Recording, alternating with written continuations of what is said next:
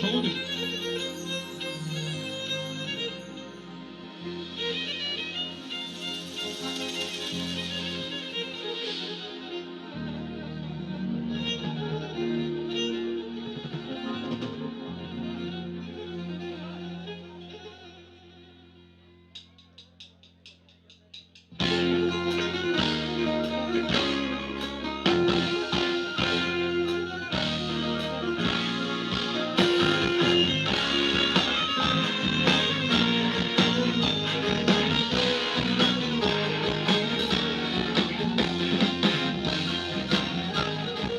Beraber okuyacağım. Hazır mıyız?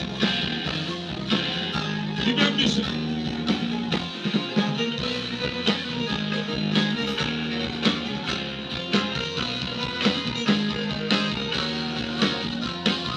Gittikten sonra sevdalı,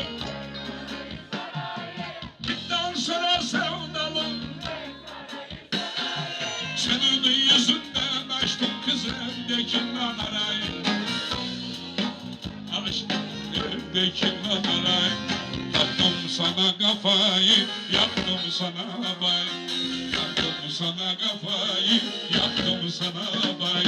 Senin için terk ettim kızımı akrabayı. Ne olur kesme benden selamı merhabayı. Hay!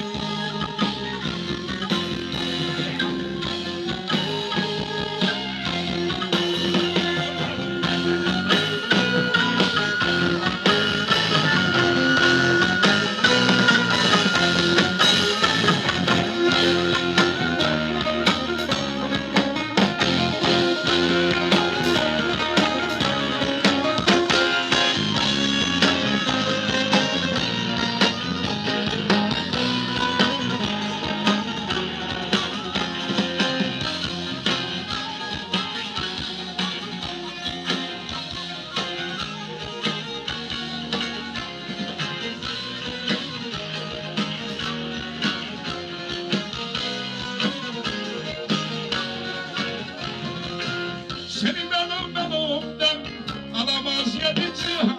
Oy seni benimden alamaz yedi cihan.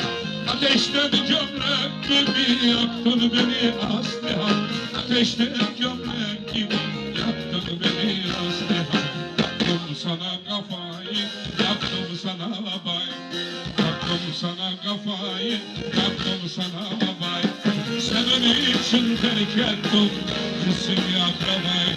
Ne olur kesme benden selamı merhabayı. Evet, evet.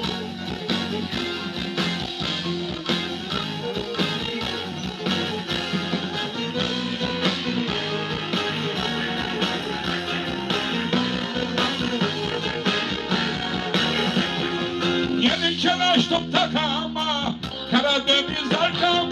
Gelirken açtım takama, Karadeniz arkam. İsminin şerifini yazdırdım plakama. Adının şerifini yazdırdım plakama. Yaktım sana kafayı, yaktım sana bay. Yaktım sana kafayı, yaktım sana bay. Senin için terk ettim kızımı akrabayı. Ne olur kesme ben